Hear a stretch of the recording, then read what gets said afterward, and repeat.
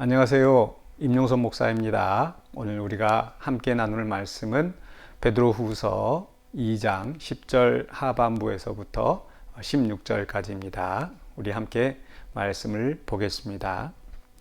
이들은 당돌하고 자긍하며 떨지 않고 영광 있는 자들을 비방하거니와 더 큰 힘과 능력을 가진 천사들도 주 앞에서 그들을 거슬러 비방하는 고발을 하지 아니하느니라. 그러나 이 사람들은 본래 잡혀 죽기 위하여 난 이성 없는 짐승 같아서 그 알지 못하는 것을 비방하고 그들의 멸망 가운데서 멸망을 당하며 불의의 값으로 불의를 당하며 낮에 즐기고 노는 것을 기쁘게 여기는 자들이니 점과 흠이라.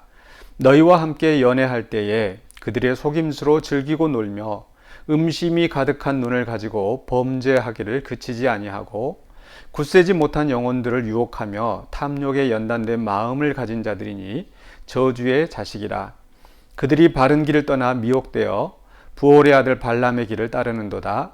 그는 불의의 싹을 사랑하다가 자기의 불법으로 말미암아 책망을 받되 말하지 못하는 나귀가 사람의 소리로 말하여 이 선지자의 미친 행동을 저지하였느니라.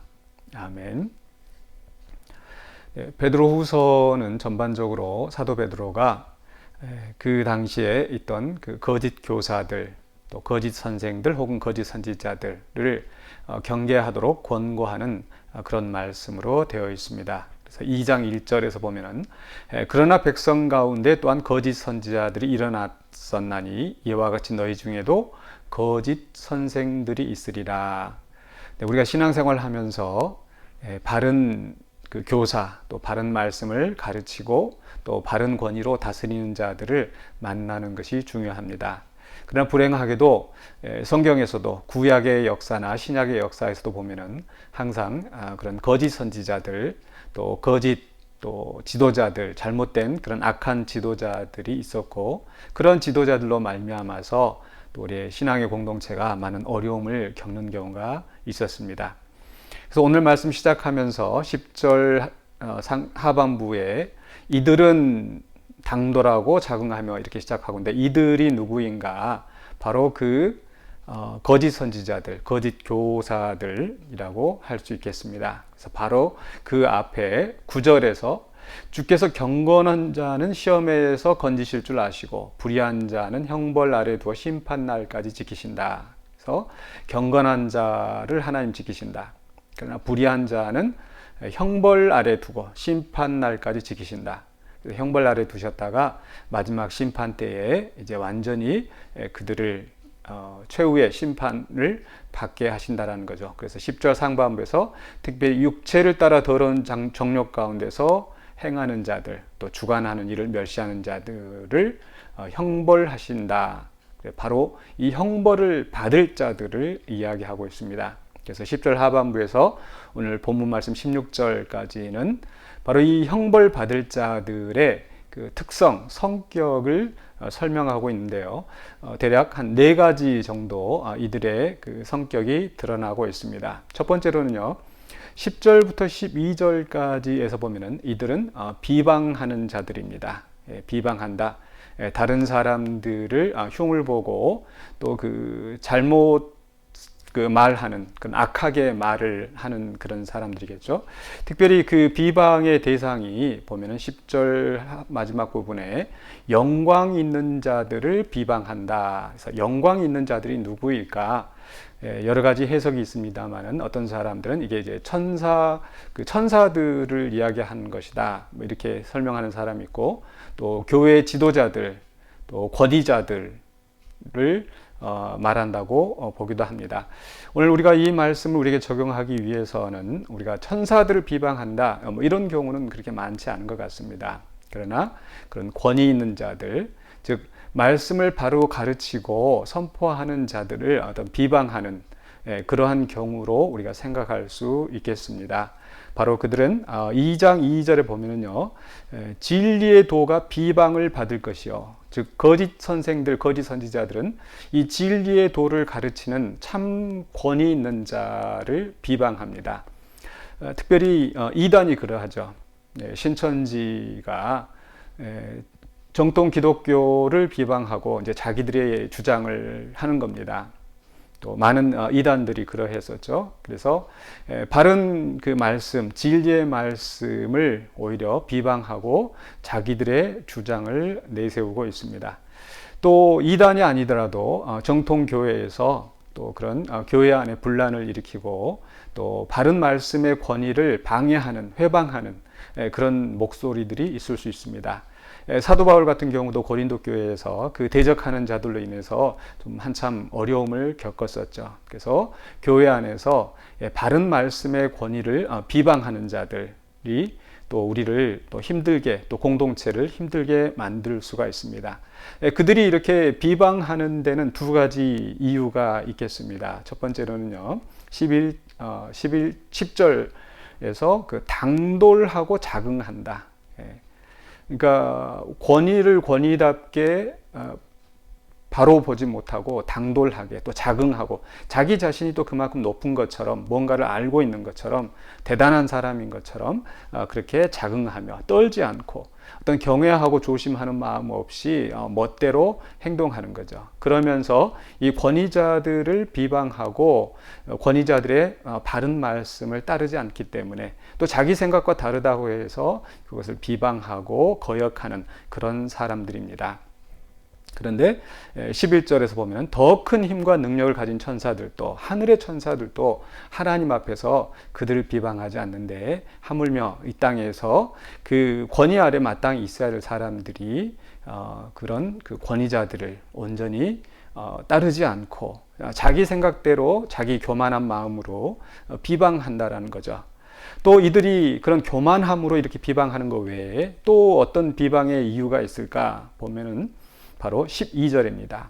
그러나 이 사람들은, 천사들도 비방하지 않는데 그러나 이 사람들은 이렇게 이야기를 하죠. 그래서 그들을 비유하기를 잡혀 죽기 위하여 난 이성 없는 짐승 같아서, 그러니까 머릿속에 온전히 제대로 생각을 하지 못하고 마치 그 잡혀 죽기 위하여 난 짐승, 아무런 생각 없는 그런 짐승이나 다를 바가 없어서 그 알지 못하는 것을 비방한다. 즉 제대로 알지도 못하고 또 바르게 깨우치지도 아니하고 잘못된 그런 지식으로, 잘못된 깨달음으로 또 기존의 권위자들을, 또 말씀에 바로 서 있는 자들을 비방하고 또 거역하는 그러한 무지함에서 오는 겁니다. 그래서 이런 비방하는 자들은 자기 스스로 높이는 그런 교만함과 또 제대로 알지 못하는 무지함 때문에 이 권위 있는 말씀, 진리의 말씀을 비방하고 거역하기 때문에 이런 죄를 짓는 겁니다. 두 번째로 이 형벌을 받을 자들은 어떤 문제가 있는가? 13절에 낮에 즐기고 노는 것을 기쁘게 여기는 자들이니, 즐기고 노는 것, 그러니까 성경에서 우리 성도들이 즐기고 노는 것을 나쁘다라고 하지는 않습니다. 전도서에 있는 말씀처럼 또 수고하고 또 그 수고함으로 그 열매를 누리고 낙을 누리는 것, 즐거움을 누리는 것 분명히 하나님께서 우리에게 주신 복입니다. 그런데 그 즐거움을 누리는 것도 이제 때와 장소가 있는 거죠. 낮에 즐기고 노는 것을 기쁘게 여긴다. 즉 일할 때 일하지 아니하고 그저 쾌락만을 추구하고 자기 욕심만을 채우는 그런 사람들을 이야기합니다. 또 그 즐기고 노는 것뿐만 아니라 또 너희와 함께 연애할 때 그들의 속임수로 즐기고 놀며, 그러니까 자기의 쾌락을 채우기 위해서 온갖 그 거짓과 그 악한 일들을 서슴지 않고 하는 자들입니다. 또 14절에 음심이 가득한 눈을 가지고 범죄하기를 그치지 아니하고, 즉 이 여자 저 여자 이렇게 그 당시에 그 잘못된 그런 종교 이단들은 그런 어떤 그런 성적인 타락이 아주 그 극심했었습니다. 오늘날에도 그런 이단들이나 또는 잘못된 교회 지도자들이 그런 그 교회 안에서 어떤 성적인 타락이 아주 극심한 그런 경우를 볼 수가 있습니다. 그래서 바로 그러한 그 쾌락을 즐기는 자들, 오로지 육체의 욕심을 따라서 자기의 그 죄를 짓는 것을 서슴지 않는 자들이 바로 이런 잘못된 그런 거짓 선지자, 거짓 교사라는 겁니다. 그래서 또 그들의 가지고 있는 세 번째 특성, 세 번째 문제점은 무엇인가?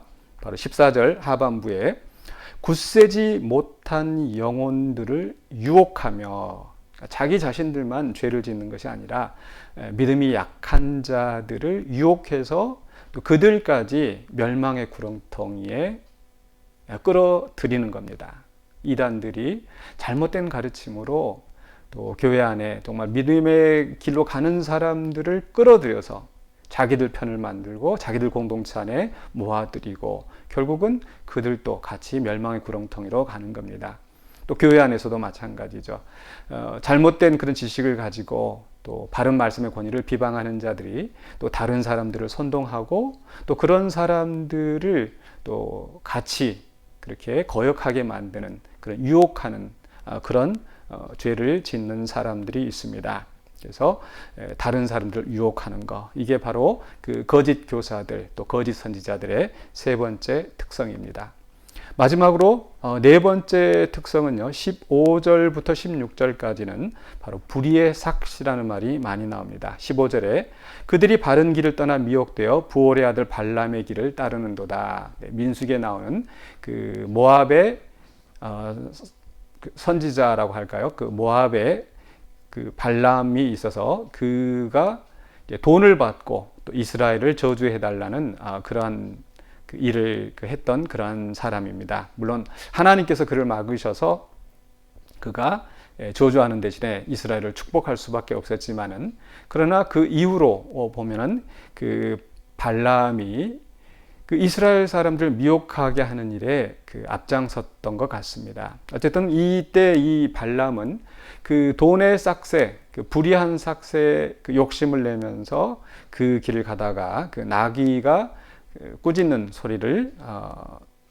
듣게 되었다. 이런 그 예를 듣고 있는 거죠. 예를 들고 있는 거죠. 그래서 이 거짓 선지자, 거짓 교사들은 불의한 삭슬 추구하면서, 즉 돈을 추구하며 그 돈에 욕심을 내는 바로 그러한 사람들입니다. 이러한 사람들은 결국 어떻게 되는가? 바로 12절 중간 하반부에 또 13절 상반부에 이런 말씀이 있습니다.